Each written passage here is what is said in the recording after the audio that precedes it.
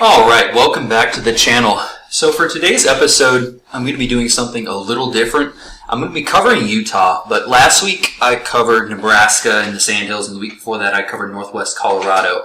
But for both of those, I was covering the fall and winter time frame, whereas for today, I'm going to be covering kind of that summer time frame when mule deer are in velvet, and it's kind of earlier in the growing season for a lot of plants, and the leaves haven't yet dropped. And that's going to change some of the data I'm looking at for this episode in particular. So, like I said, today I'm covering Utah, but specifically within that, I'm going to cover kind of that northeast section of Utah in the kind of that corner area where it starts to go into Wyoming. Towns around there are Logan and Ogden, kind of east of there in those mountain ranges. Overall, that deer herd is actually trending up pretty steadily. It's down since the historic highs in the 1980s, but that's true for most any western state. But recently, Utah has been trending steadily upwards. Overall, I think as a state, but I think that this area is also included within that.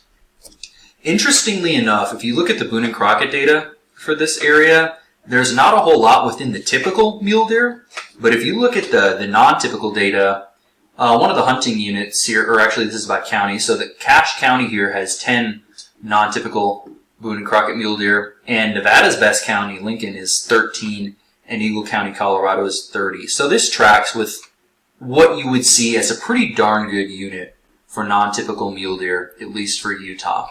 It's not the best unit, obviously, trophy quality-wise overall for Utah, but for at least for non-typicals, it's up there and it's relatively high. As far as the plant community goes, we're going to be kind of getting into an aspen forest, at least for what we're talking about today here in Utah. Lodgepole pine and aspen. Aspen is an important browse item for mule deer, and it's going to make up a relatively high portion of what they're browsing on as far as that component goes at certain times of the year. Mountain snowberry, I've talked about snowberry before in my episode on the Nebraska Sandhills, is an important component. Antelope bitterbrush, which I talked about in my episode on Colorado, is also important.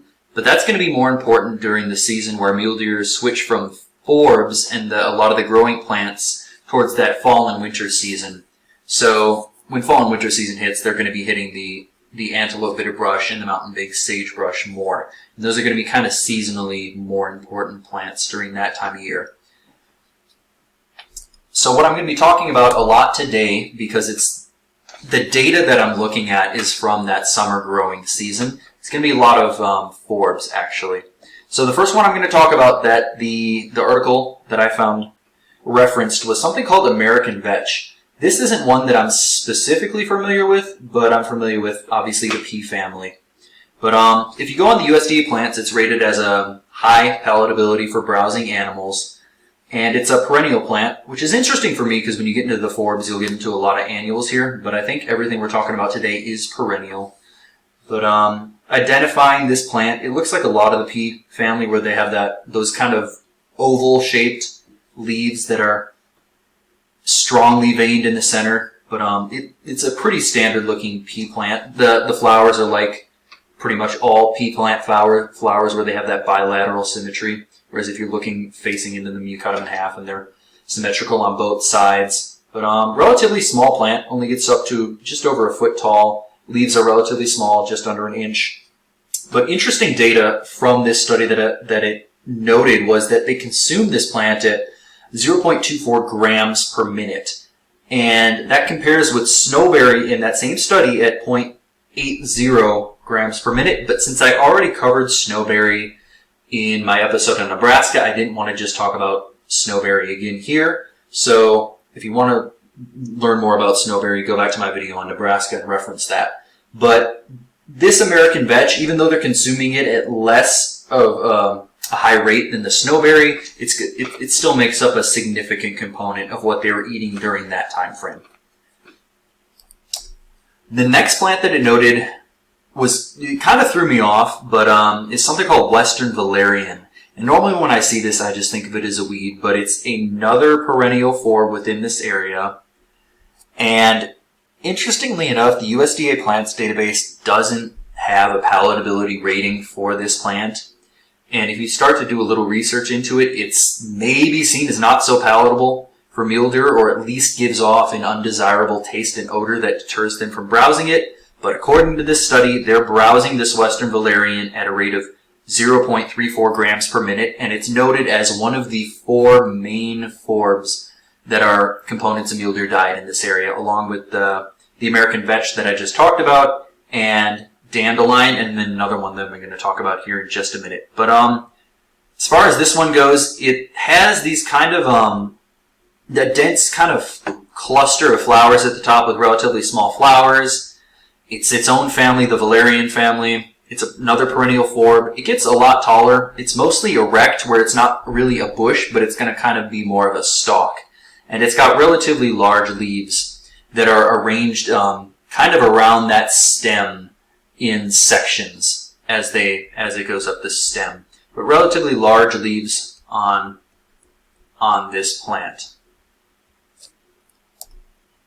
The last one I'm going to talk about today is one of the ones that really threw me off when I was looking at this study, because, as I have written here, it's rated by the USDA plants as having low palatability for browsing animals, yet they're grazing this in, I think it was in the clear cuts, where they had clear cut the lodgepole pine. The mule deer are browsing or grazing on this at 1.16 grams per minute, which means they're using and they're consuming a lot of this relatively low palatability forb during that growing season of the year. So it might just mean that there's enough biomass available of this heartleaf arnica to kind of supply them and keep them, satiate their nutrition requirements. If it's relatively low palatability, they're probably consuming a lot of it, which is maybe why they're consuming it at such a high rate. They're consuming it at an even higher rate than the snowberry in the study, which is interesting because snowberry is a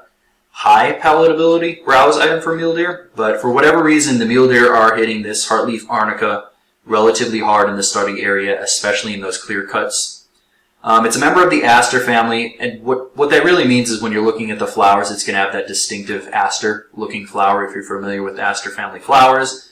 But the distinct feature of the arnica, and everything that I've known about arnica in general, is they have these heart-shaped leaves from most of the family that I'm seeing. So this is no exception.